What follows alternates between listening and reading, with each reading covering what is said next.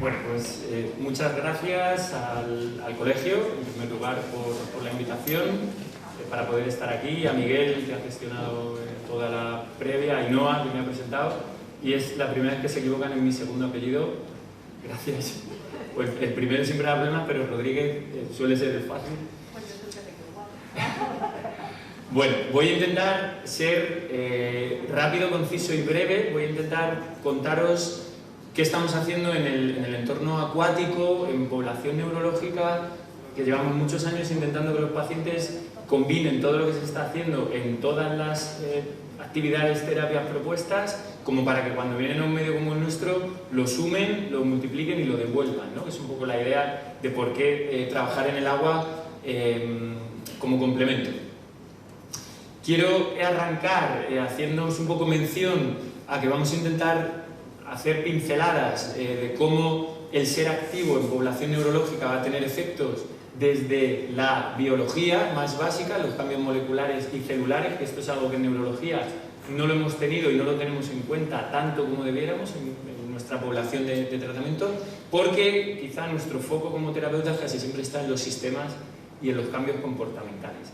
Yo esto lo llevo años estudiando, profundizando, he tenido la gran suerte de salirme un poco de la profesión para aprender de gente de otras disciplinas, de una manera mucho más transversal a la patología, en este caso con neurofisiólogos, de los que realmente estoy dándome sopas con ondas en aprender realmente cómo lo que estamos proponiendo genera cambios desde los niveles más básicos, aunque realmente nosotros como clínicos estemos evaluando y midiendo en los niveles comportamentales, ¿no? O en los niveles sistémicos, que al final son los que conocemos como funciones, participación, actividad, etcétera, ¿no? Pero quiero poner un poco el foco en esta parte inicial porque realmente es la semilla, ¿no?, que va a germinar todos los cambios que nosotros al final medimos.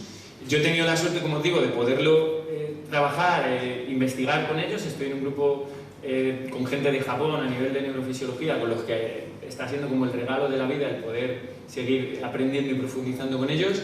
Y ya os pido perdón desde el inicio porque la mayor parte de las diapositivas vienen de un trabajo que he hecho el mes pasado, con lo cual venía justo al hilo la temática vuestra y lo he hecho con la gente de Japón, con lo cual traducirlo desde las aplicaciones estas que hay ahora en la nube, volverlo a volcar, era un lío y son palabras súper fáciles. Con lo cual, así sé que os tengo enganchados, por lo menos esta media hora que vais a estar diciendo qué está contando, como para que no os durmáis con los leones de helados, ¿vale? La parte de ejercicio a día de hoy ya es mucho más fácil justificarla, porque tenemos que hacer que nuestros pacientes se muevan más, se muevan de manera más intensa y con más repeticiones, como ya todos sabéis, en cuanto al hacer del sujeto paciente mucho más dinámico. En neurología ha costado más. En el resto de áreas ya se lleva haciendo mucho tiempo. En neurología lo llevamos demandando hace muchos años, pero no teníamos todavía toda la evidencia como para poder justificar modelos seguros de abordaje, sobre todo de que no pasaran cosas que a muchos terapeutas no les gustaba que pasaran, ¿no? Pero los pacientes lo tenían claro, querían moverse más en entornos en donde les permitiera moverse más.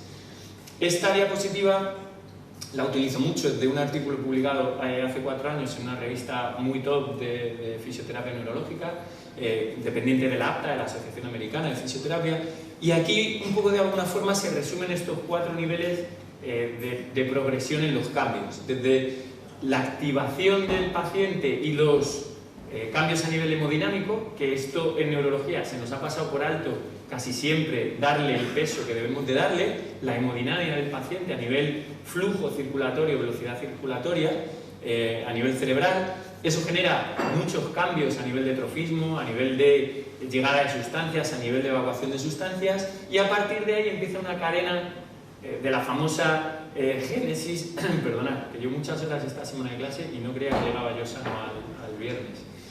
La génesis que ocurre tanto a nivel vascular, con esa angiogénesis, como con esa neurogénesis, como con todas estas famosas producciones de nuevas posibilidades, ¿no?, para vehiculizar tanto líquido, fluido, etcétera, como es el caso en nuestros pacientes del estímulo eléctrico.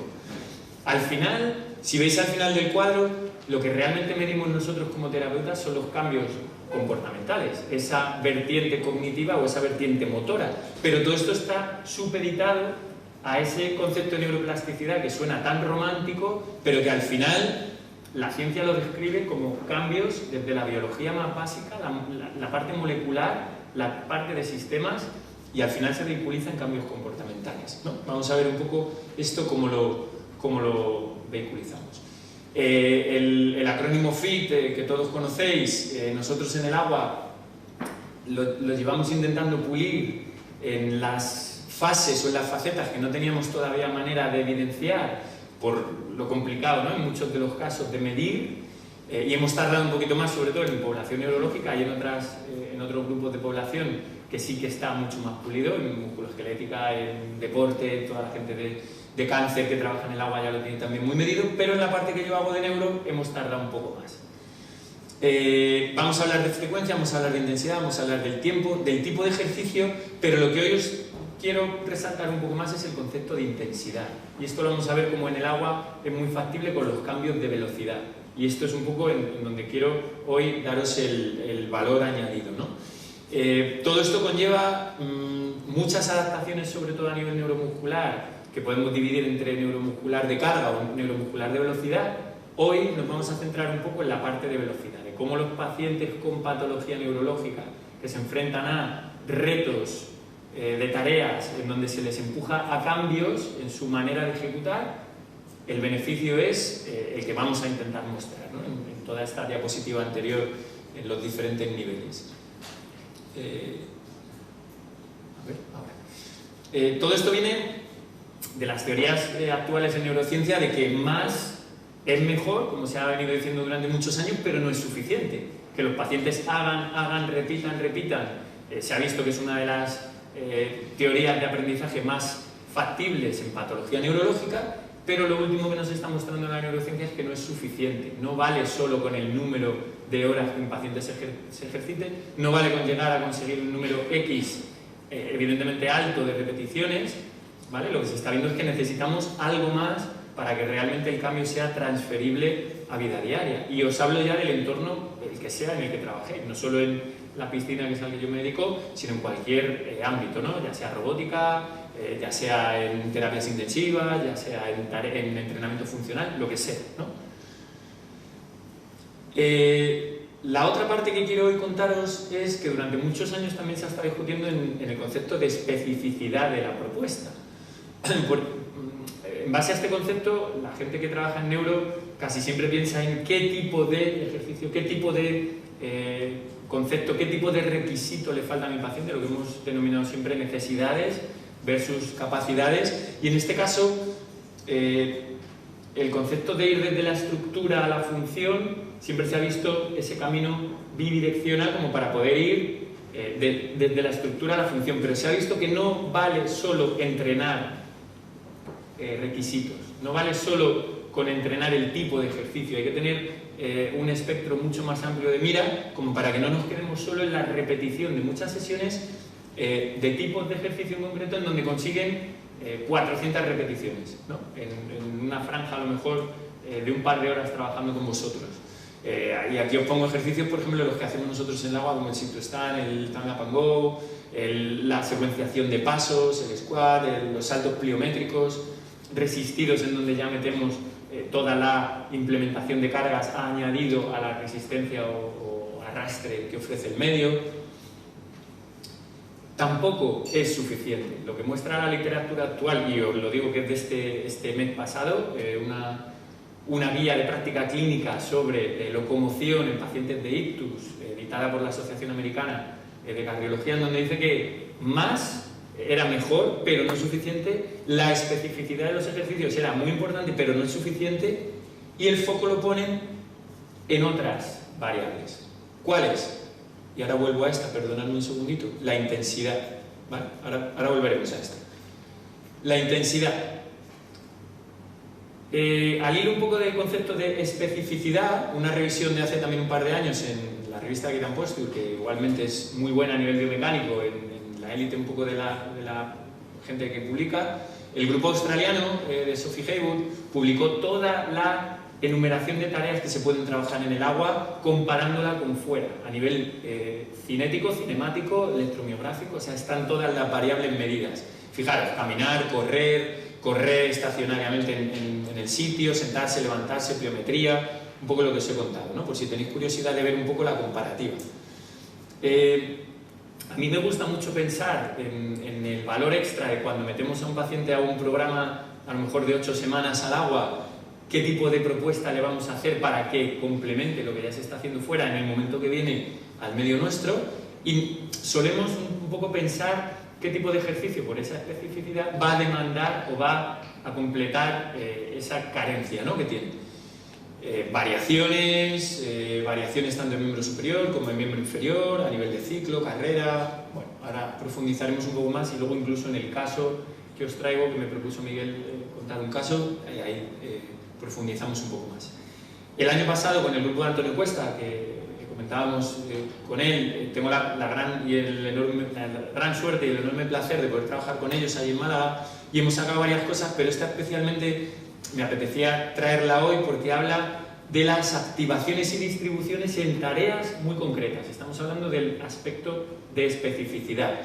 ¿Qué tareas estábamos comparando dentro y fuera? Todas las que tienen que ver con la locomoción, que quizá es la habilidad que sumariza casi todos los requisitos que en un paciente neurológico queremos completar en el agua, ¿no? El arranque, los giros, el inicio de la marcha, el inicio de las escaleras. Hay una comparativa entre dentro y fuera. ¿Por qué? Porque va a haber muchas de las tareas que las vamos a necesitar empezar a trabajar fuera del agua, meterlas al agua para fortalecerlas, o viceversa. Va a haber muchas que por la electromiografía beneficiosa o la cinética beneficiosa del agua es mejor empezarlas para que luego fuera se complementen con más resistidos o más implementos o lo que se razone, ¿no? Me he saltado. Va un poco aquí. Vale. Un poco en la misma línea, tenemos un trabajo paralizado por la pandemia en donde ya llevamos un par de años, desde el 2019, recogiendo datos y estamos ahí otra vez arrancando este curso a través de un entrenamiento de alta intensidad interválico en el agua para modificar la arquitectura, directamente la arquitectura de grupos espásticos en niños, que era algo que no habíamos conseguido leer o contrastar en ningún tipo de evidencia.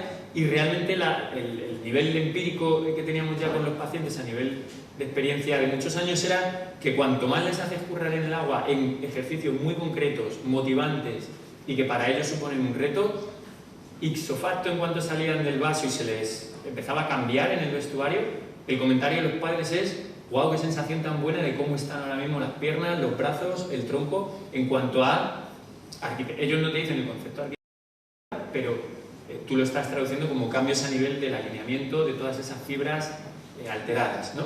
Entonces tenemos un proyecto ahí muy en curso, ya os digo que tenemos recogida la mitad de la muestra a nivel de trabajo interválico, midiéndolo con ecografía para medir grosor, ángulo de penetración, etcétera, para contrastar que realmente eso que hemos visto nosotros, que han sentido los padres, que los críos lo disfrutan, tiene un impacto en la estructura, ¿no? Pero tampoco es suficiente, porque no estábamos consiguiendo mantener en todos los flujos del ejercicio los niveles de intensidad deseables. Entonces estamos dándole una vuelta a cómo modificar, como para que en el rato de la sesión estén llegando a los picos de intensidad. ¿Por qué os digo esto? Porque es ampliamente conocido ya en neurorehabilitación que el corazón y el cerebro, de ahí esa infografía de abajo, el cerebro envuelto por el corazón, todo lo que es bueno para el corazón tiene un impacto beneficioso en el cerebro y viceversa. Y esto empieza por el bombeo, por esas variaciones, ¿no?, a nivel hemodinámico, que a los fisioterapeutas pues normalmente no solemos estar tan concienciados de que lo que es bueno para el corazón es bueno para un cerebro dañado. A nosotros nos gusta mucho hablar del concepto este de cardiometabolismo a nivel de salud cerebral, o sea, cómo hay un círculo en el flujo de beneficios, y esto se consigue pues con patrones básicos, como los que estamos desarrollando ya hace muchos años en el experto de Málaga, patrones básicos a los que se les generan 1001 variaciones. ¿Qué significa esto? Que da igual que sea un sujeto con una patología musculoesquelética, una mujer embarazada, después del parto, que ha tenido una psique ciática, una mujer con fibro, un superviviente de cáncer. El movimiento es el movimiento, y llevarle más allá de lo que se puede hacer es un poco el reto, ¿no? La gran novedad es que el neuro no es diferente, aunque haya sido el último grupo en poderlo evidenciar. Fijaros lo que os digo del último grupo, porque este artículo publicado en Clinical Rehabilitation el año pasado es el primero que tenemos a nivel de alta intensidad interválico, entrenamiento interválico de alta intensidad, en adolescentes con parálisis cerebral. La parálisis cerebral, que es como la cabeza de lanza en infantil, a imagen y semejanza del ictus en adulto, no tenía ningún ensayo clínico randomizado, aleatorizado, que demostrara que se podía hacer alta intensidad con ellos. Y lo estábamos haciendo. Con lo cual, fijaros si está tardando en llegar la implementación de la neurociencia y el ejercicio, ¿no? El año pasado. O sea, no es reciente, es muy reciente. Y en otras disciplinas se lleva haciendo interválico hace mucho tiempo, ¿no? Es un estudio muy interesante, aparte de donde está publicado otro grupo australiano, porque midió tanto estructura, función, participación, hicieron un barrido entero desde cómo cambia por el tipo de programa llevado a la alta intensidad con impacto no solo en estructura, sino en funciones y participación, es un poco el lema de esta jornada, y los resultados son muy interesantes para un ensayo clínico, ¿no? Lo interesante también es que cuadra perfectamente con las posibilidades que ofrece el agua de trabajo en programas de 8 o 10 semanas, 2 veces por semana. Lo que ofrece el agua es poder llegar en pacientes gravemente afectados a intensidades muy interesantes que no son muy factibles de mantener en entornos no tan seguros o cómodos, como es este 80% de la frecuencia cardíaca. Lo interesante del tiempo es que tú puedes acotar periodo previo en donde estás haciendo una fase sensorial, un periodo intermedio en donde estás subiendo la intensidad y un periodo de enfriamiento en donde estás permitiendo que lo utilicen con los padres o con los hermanos o con quien decidas. Y para mí fundamentalmente lo que ofrece el agua junto a la posibilidad de la intensidad es la posibilidad de la progresión. Y aquí viene un poco otro valor extra que ofrece el agua, ¿no? Poder permitirte cambios en la velocidad, que es en donde os quiero poner hoy el foco, en la retirada de ayudas, el hacer que los pacientes sean más independientes o se sientan más independientes desde el día 1, y los aumentos de la frecuencia cardíaca, que son bastante factibles de subir, como veréis ahora. Esto en infantil, que os contaré luego más en el caso, pero en adultos ya llevamos muchos más años. Infantil tarda más, es más difícil trabajar con grupos de menor edad. El grupo de Suiza con el que yo tengo el gusto de trabajar en la parte de docencia, en la clínica de Valence, en la Universidad de Zúrich, ya desarrolló una tesis en el 2012 en donde se estaba haciendo trabajar a pacientes con esclerosis múltiple a alta intensidad, en ciclo. Ahí ya les metían en una bicicleta en el agua y les hacían trabajar a un 80% de frecuencia cardíaca máxima.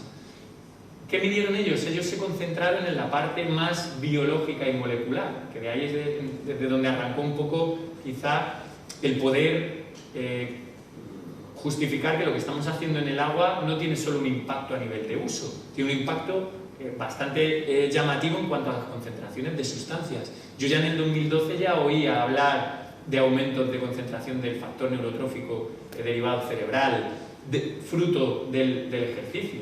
Y hablamos de pacientes con esclerosis múltiple que tienen una fatiga inmunológica bastante dramática, que durante muchos años les hemos tenido fragilizados de no les hagas trabajar más, como he oído yo muchos años de trabajo con ellos, porque se cansan y eso genera recaídas o empeoramiento en los brotes.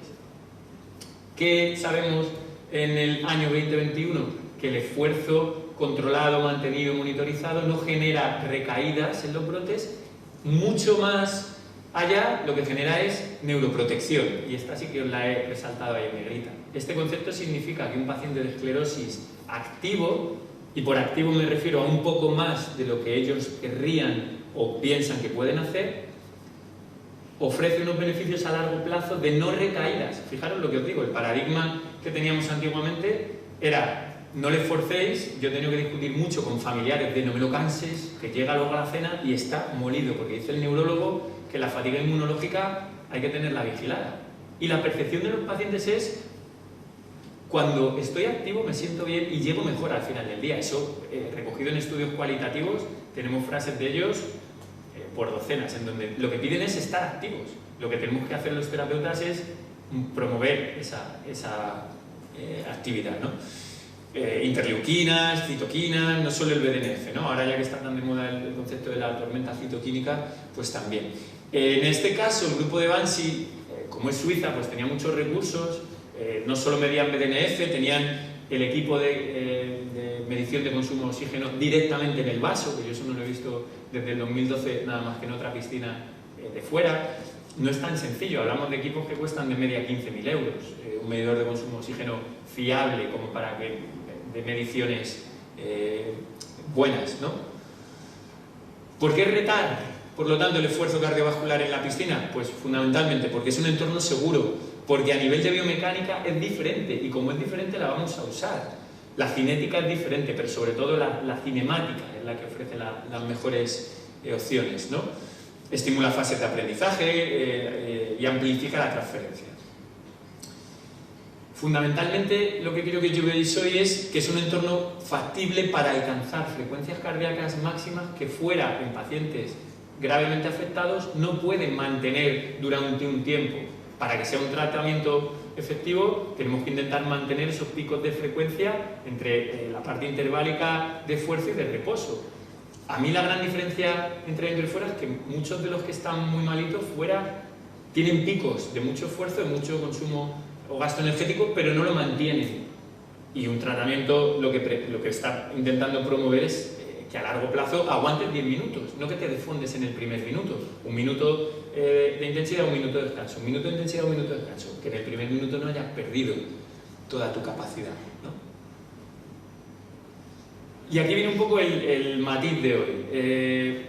Entramos en un medio que ofrece una resistencia muy alta, un arrastre, con lo cual tu velocidad confortable, y quiero que os quedéis con el concepto de a qué velocidad un paciente quiere moverse, es muy cómodamente adaptable para el paciente, con lo cual empieza a experimentar recorridos, movimientos, empieza a sentirse, ¿no? Empieza a probar. En el momento que tú le pides que suba un poquito su velocidad, la demanda que le estás proponiendo no es muy grande, porque partimos de una velocidad muy cómoda, pero la activación que supone a nivel de gasto cardíaco es muy alta, con lo cual con muy poquito la frecuencia cardíaca sube bastante. ¿Por qué? Por ir contracorriente. Esa foto de las aletas con tacones, aparte de ser divertida, lo que está escenificando es que el agua es un entorno inestable. Y al ser inestable, lo que te está proponiendo todo el rato es no desconectes, no te pares, no desconectes, no te pares. No te pares a nivel motor, no desconectes a nivel cognitivo, que es una de las grandes cosas que nuestros pacientes de neuro notamos, que en cuanto les llega más la fatiga cognitiva, el resto de la propuesta no sale.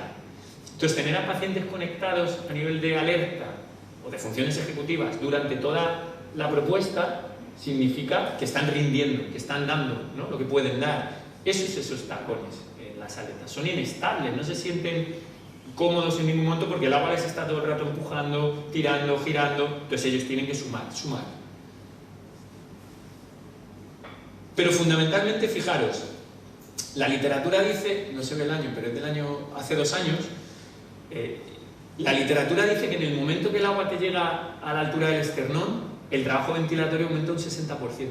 Pero es que el flujo cardíaco está aumentando un 0,7 mantenido en llegada a nivel cerebral. Imaginaros lo que es un 0,7 más de volumen circulatorio en arterias que irrigan el cerebro, añadido al cambio de velocidad. Significa que tenemos un tejido muy irrigado, muy perfundido y muy preparado para el cambio, ¿vale? Por eso os decía lo del concepto de la hemodinámica. Esto, la literatura dice que se consigue simplemente con contracciones rápidas de miembro superior, musculatura corta en relación a miembro inferior, músculos largos, que generan una activación del sistema parasimpático, añadida a todo ese excedente de flujo y velocidad cerebral. Con lo cual tenemos el caldo de cultivo, la tormenta perfecta, ¿no? Para que ese paciente esté alerta, motivado, enganchado al ejercicio y encima con una frecuencia cardíaca que con poco que haga en sus brazos, y aquí radica porque muchos de los pacientes pueden trabajar en el agua a pesar de estar muy dañados, es que no necesitan grandes recorridos, simplemente el ejercicio de activación para no caerse rápido ya les está suponiendo un aumento del 20% o el 30% de su frecuencia cardíaca, ¿no? Las propiedades que lo soportan es esto, la flotación, el arrastre, pero sobre todo la presión hidrostática. La presión hidrostática es el gran elemento que ofrece el agua desde el primer minuto porque es la que genera bombeo. Quedaros con esto, es la que está dando flujo, es la que está dando mayor irrigación, es la que está dando perfusión, ¿no? Es la que se está encargando de que todas esas sustancias a nivel biológico y molecular estén ahí, ¿no? Ese factor de crecimiento neurotrófico arranca de algo tan sencillo como movimiento vascular, no es magia. La neuroplasticidad es muy romántico el decirlo, y en neurociencia se nos llena mucho la boca con el concepto, pero es algo tan desde la estructura hasta la transferencia. Hay un ciclo para que haya neuroplasticidad adecuada. Ellos ya están haciendo una neuroplasticidad errónea y están generando otro acúmulo de sustancias y otra carencia en la función y en la participación, ¿no? En la misma revisión del grupo de Haywood, australiano que os decía antes, en Gate Post, ya hablan un poco de esta comparativa dentro-fuera, ¿vale? Por si tenéis curiosidad. De aquí sobre todo nos quedamos con dos cosas, que es caminar en el agua tiene una cinemática similar cuando sabemos ajustar la velocidad a la que le pedimos al paciente. Aquí viene una de las claves de hacer un abordaje efectivo en las sesiones que decidáis meter a un paciente. Lo hablaba antes con Ainhoa, no todos tienen que pasar por el agua, pero si decidís que es un buen complemento, saber para qué es un buen complemento, ¿vale? Y para mí un valor extra es mover un poco más rápido su velocidad confortable a aquellos pacientes que fuera no se retan en eso. Y ahí se ha visto que la cinética y la cinemática ofrecen valores muy interesantes.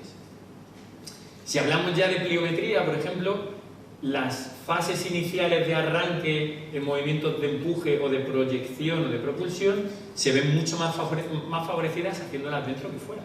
Yo muchos de los pacientes parkinsonianos, pacientes hipotónicos, pacientes con ataxias, distonías, que no tienen esa capacidad de arrancar en las fases de iniciación de la marcha, ponles a hacer pliometría en el agua, series, y notas un cambio radical en la agilidad.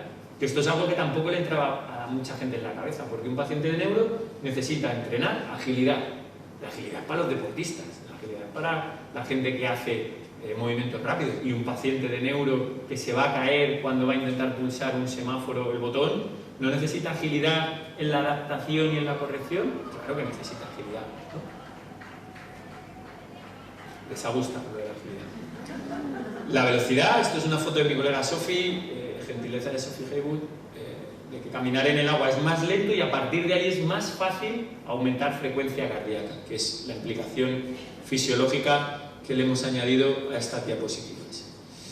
Esta la voy a saltar un poco, esta es igual, es un metaanálisis en donde comparan, ¿no?, diferentes estudios en el agua a velocidad confortable, a velocidad más rápida, y se ve la biomecánica a nivel de cadencia, zancada, etc. No nos vamos a parar mucho en esto, que puede ser un poco rollo.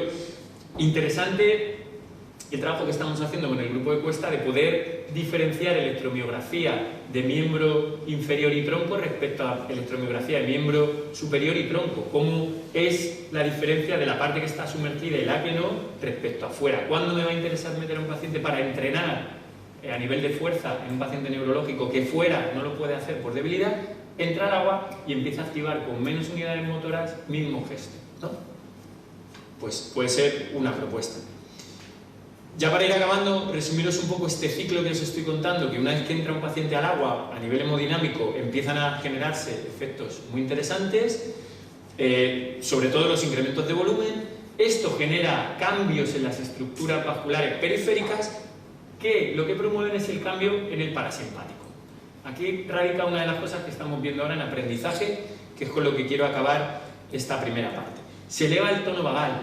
Esto es algo que en fisioterapia tampoco tenemos muy controlado. ¿Qué efectos tiene que un equilibrio vasovagal juegue más a favor del parasimpático o del simpático? En el agua ya hemos medido que juega a favor del parasimpático. Vamos a ver esto ahora, qué impacto tiene. A nivel metabólico hay cambios, pero fijaros, os vuelvo a resaltar en azul la variabilidad de la frecuencia cardíaca. La semana pasada estaba en un centro muy grande que ha metido, bueno, lo tiene todo, un megacentro de neuro, y lo primero que nos decían es la seguridad de los pacientes de neuro para ir un poco más allá. El seguro de vida para que un paciente, el que sea, a nivel cardio, tenga una buena adaptación a lo que sea, ya sea a los cambios de presión intracraneal, a los cambios de frecuencia cardíaca debidos a esfuerzos. es tener una posibilidad de ser variable en la frecuencia cardíaca. Este es el seguro de vida de un corazón. Y lo que hemos visto es que por el hecho de meterte en un entorno que está retando continuamente a ese bombeo, sin hacer ejercicio y un poco más cuando le pides ejercicio, se están midiendo unos cambios en la variabilidad de frecuencia cardíaca muy remarcables. Con lo cual esto ya te está diciendo, puedes trabajar con pacientes incluso que tienen cardiopatías graves, ¿no? Que son un gran cúmulo de los pacientes de neuro que han dejado de moverse o bien indirectamente han generado cardiopatías o bien por la lesión ya arrastraban una cardiopatía. Seguridad. Y lo que es más, no solo es seguro trabajar en esos pacientes dentro y fuera del agua a nivel de ejercicio, sino que ofrece prevención a nivel cardio y neuro, ¿no? Otra vez de nuevo, la promoción de ese concepto de neuroprotección que ya hemos apuntado. La propuesta que hacemos en el agua, resumiéndola así un poco, tiene que ver con que si sabemos elegir el momento de la sesión que están con nosotros para meter ese aumento de velocidad y de intensidad cuando has hecho una previa de preparación, de número de repeticiones, de ejercicio específico, de elegir bien la tarea y de repente en un momento de la sesión notas que ese paciente está alerta, conectado, motivado y durante 10 minutos le sube mucho la velocidad, se produce después una recuperación y transferencia. Y ahí es en donde entra el concepto del parasimpático. En la recuperación. Las recuperaciones de los pacientes de neuro es algo que también nos ha dado mucho dolor de cabeza de no entender qué ocurría cuando dejaban de hacer ejercicio. Como no llegábamos a ejercicios realmente impactantes de manera general en esta población, la recuperación no se estaba midiendo. Ahora se está prestando atención en neurociencia a cómo es ese proceso de recuperación, cómo es esa transferencia, cómo es esa adaptación a vida real, ¿no? Afuera del entorno de la sala tan bonita, blanca, con hilo musical, con todo controlado, suelo antideslizante, has entrenado con él ahí patrones muy concretos, alta intensidad, lo que sea, pero salen luego a su vida real y había un cambio de registro, ¿no? Ahora estamos viendo qué ocurre en ese proceso de recuperación. Bueno, esto es un poco más de ampliación de esta diapositiva de antes y lo vamos a intentar resumir en la siguiente, ¿vale? Porque al final tiene que ver con esto. Fijaros, esto es lo que yo llevo estudiando tiempo con esta gente de Japón, que no solo mide los cambios a nivel funcional, sino, fijaros, empieza midiendo qué ocurre cuando metemos a un sujeto al agua, baja su frecuencia cardíaca, aumenta su variabilidad de la frecuencia cardíaca, empieza a adaptar, está pasando una bradicardia y está diciendo el corazón, wow, ¿qué ha pasado aquí? Que por el agua caliente, la presión, cambio a nivel periférico, adapto. El sistema tisular es muy rápido en la adaptación, no lo debemos de infravalorar. Empieza a haber cambios en las sustancias inflamatorias, empieza a aumentar el tono vagal en ese momento, estamos todavía sin hacer ejercicio. Y el grupo de Sato ya lleva años, tantos como 10, midiendo qué ocurre en las concentraciones de acetilcolina. A mí esto es una cosa que me ha llamado poderosamente la atención siempre cuando estudiaba neurociencia, que esto se relaciona con aprendizaje. Y los pacientes que entraban al agua lo primero que te decían es: estoy alerta a no hundirme, estoy alerta a no caerme, estoy alerta a que no me salpiques agua, estoy alerta a que están pasando olas y no sé qué. Esto es lo que se promueve, que los pacientes estén activos a nivel cognitivo desde el minuto 1 de entrar. Fijaros, cuando ya les tenemos en esta situación, empieza el ejercicio. Al empezar el ejercicio aumentamos su frecuencia cardíaca. Con poco que hagan en sus brazos, incluso los más graves, que pasan tanto tiempo en silla y en el agua se pueden poner de pie, es muy factible que con poco que empiecen a mover sus brazos, su frecuencia cardíaca en el primer minuto empiece a subir. La variabilidad ya se adapta, ya no necesita tener rangos tan grandes, empieza a jugar en el espectro en el que estás intentando trabajar. Aparecen contracciones, aumento de sustancias que vehiculizan, ¿no?, todo este proceso inflamatorio y disminuye el tono vagal durante el ejercicio. El simpático está activo ahora, ¿no? ¿Qué ocurre en la recuperación? Y esta es la parte ya con la que quiero acabar. Fijaros, aumenta la frecuencia cardíaca de recuperación, aumenta la variabilidad de la frecuencia cardíaca, con lo cual estamos otra vez jugando en amplios espectros de seguridad. La frecuencia cardíaca global, la que va a marcar el pulsi, esa es la que desciende porque has acabado el ejercicio, vuelve otra vez el parasimpático, igual que las sustancias inflamatorias, aparecen ya hormonas que tienen que ver con la inhibición o excitabilidad. Y fijaros, me quedo con esto último. el concepto del tono vagal en relación a la acetilcolina. El estudio que estamos ahora en proceso de acabar, que lo ha vuelto a parar también la pandemia y en Japón, que han sido mucho más estrictos que aquí, es la recogida de concentraciones de acetilcolina en áreas específicas del cerebro que se relacionan con la memoria y con la parte motora, véase memoria de trabajo y áreas de contracción, con lo cual va a imbricar lo que está pasando en periodos activos en sujetos a nivel de aprendizaje. Resumiendo, entrar al agua a nivel sensorial genera este priming, ¿no? El efecto de imprimación, genera que el sistema empieza a estar alerta. Esto empieza a mover actividad colinérgica, esta la tenemos ya medida. Esto genera que los pacientes están más concentrados, más alerta, la famosa arousal, ¿no? El nivel de excitabilidad del sistema. Empieza todo el movimiento GABAérgico del parasimpático, activa memoria a nivel de trabajo, aprendizaje y transferencia. Este es el ciclo que realmente debemos de tener siempre en mente cuando hablamos de un paciente neurológico, ¿no? Porque al final da igual que el nivel de expertía o el nivel de control que tú quieras proponerle de entreno, ya sea automático o cognitivo, al final te va a llevar a que el paciente optimice su alcance, optimice su ponerse y sentarse en pie, optimice el paso, ¿no?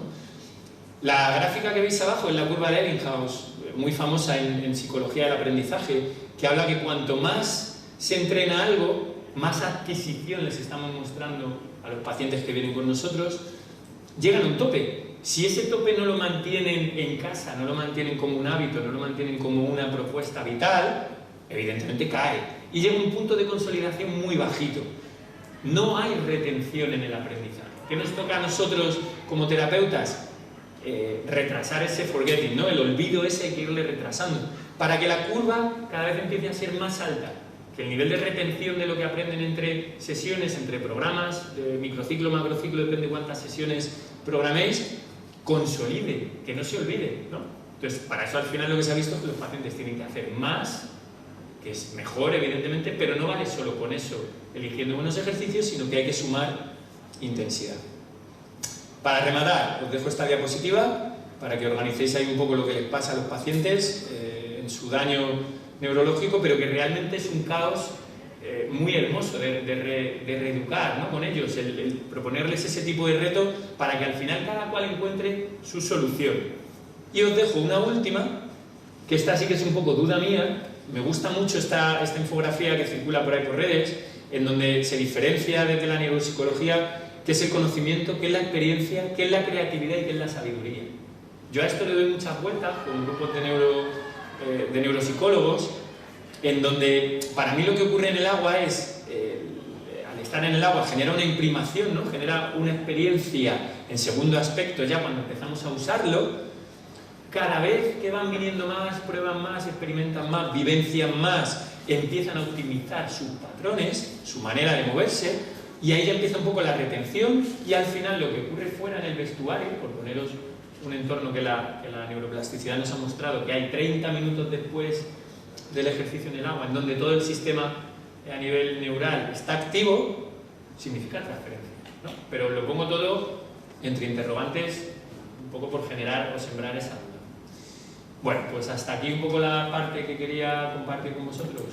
Me pidió Miguel de ejercicio y neuro, y luego ya, pues en el debate, si queréis, ampliamos en alguna duda, o si luego surgen dudas, que lo voy a ampliar con un caso de un niño muy bonito donde hemos cubierto varias etapas, pues abierto a la crítica y a la duda. Gracias.